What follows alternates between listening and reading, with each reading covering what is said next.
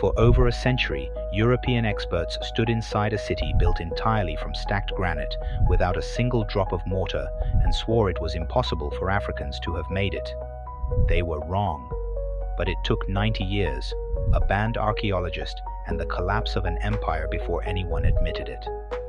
By the end of this, you'll understand why a pile of stone became one of the most dangerous ideas in African history. Southeastern Africa, on a high plateau between two great rivers.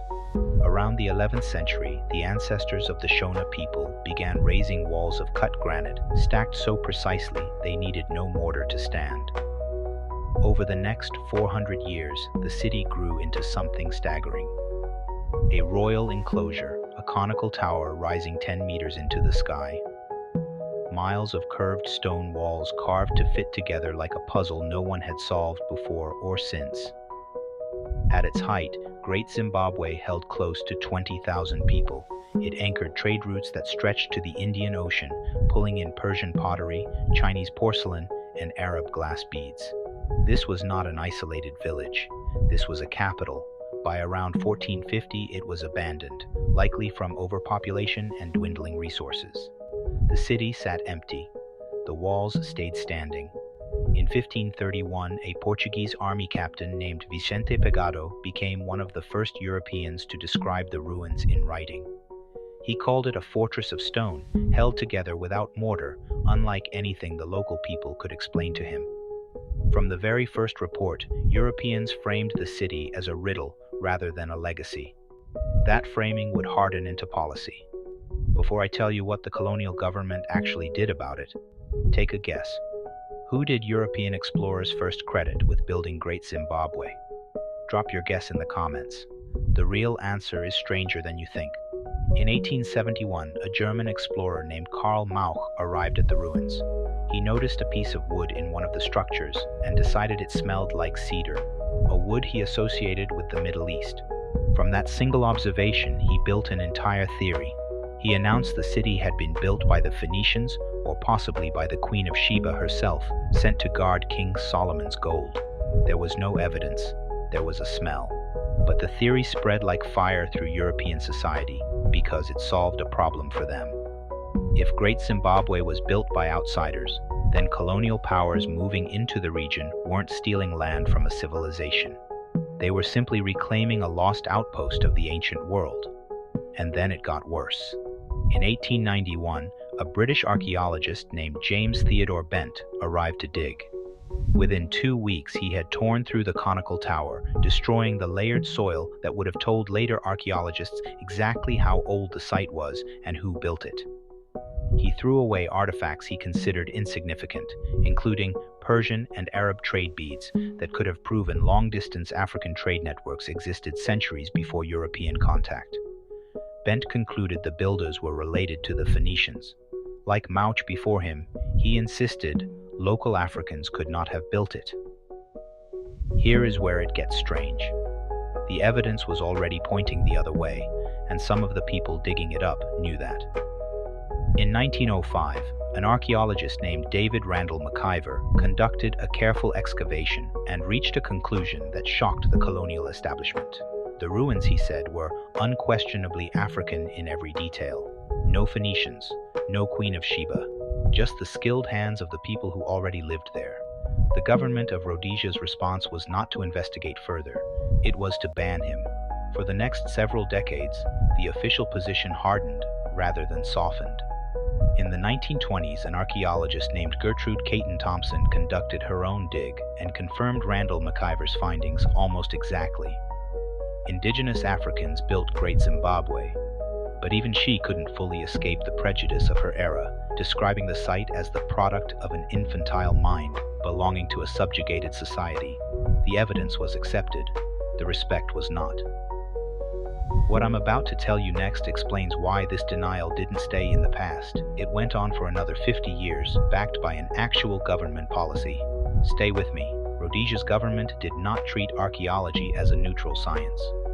Through the 1960s and into the 1970s, the official state position remained that the ruins were built by non-black populations. Archaeologists working at the site were explicitly warned to be careful discussing its true origins with the press. One researcher, Paul Sinclair, later described being told directly by his own director to avoid speaking publicly about who built the Zimbabwe state. Museum guidebooks sold at the site itself were edited to remove African authorship. Textbooks taught schoolchildren a fiction that contradicted the archaeology sitting in the government's own files. This was not confusion. This was policy, enforced for the political convenience of a white minority government ruling over a black majority in a country not yet even called Zimbabwe. Here's a question worth sitting with. Was this denial driven purely by racism, or was there also a colder, more calculated motive? Protecting the legitimacy of colonial land claims? I'd argue it's both, feeding each other. Tell me in the comments which one you think mattered more. The turning point came from the ground itself, not from any government announcement. Independent archaeological work throughout the 20th century kept confirming the same conclusion over and over. Pottery styles matched local Iron Age traditions. Construction techniques matched other Shona-built stone enclosures found across the region, more than 150 of them. The gold trade routes matched historical Indian Ocean shipping records. Every new dig closed the door a little further on the Phoenician myth. By the time Rhodesia's white minority government fell in 1980 and the new nation chose the name Zimbabwe for itself, the archaeological argument had already been won for generations. What changed wasn't the evidence. What changed was who finally had the power to say it out loud. The name itself carries the reclaiming. Zimbabwe comes from the Shona phrase Zimba Zamabwe, meaning houses of stone. A newly independent nation looked at the fortress its own ancestors built, the one foreign experts spent a century denying them credit for, and made it the literal foundation of a national identity.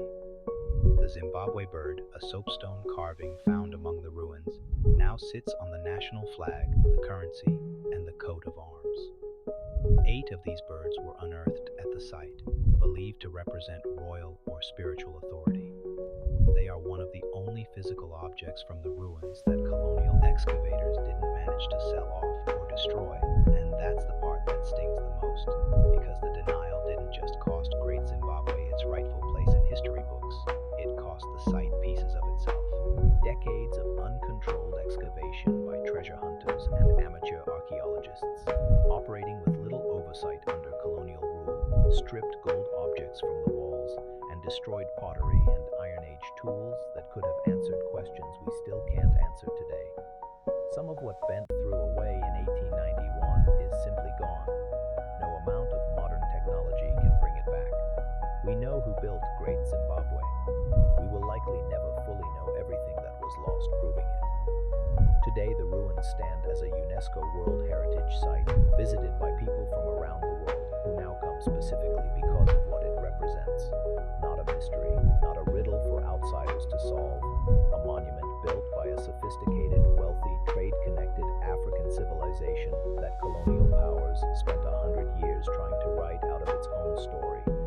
The stones never moved. The story around them had to catch up.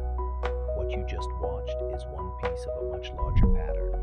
Colonial authorities didn't just deny African achievement at Great Zimbabwe, they repeated the same playbook at ancient sites across the continent. The next part of this story goes somewhere even darker, and I'm not done telling it. Subscribe so you're there when it drops.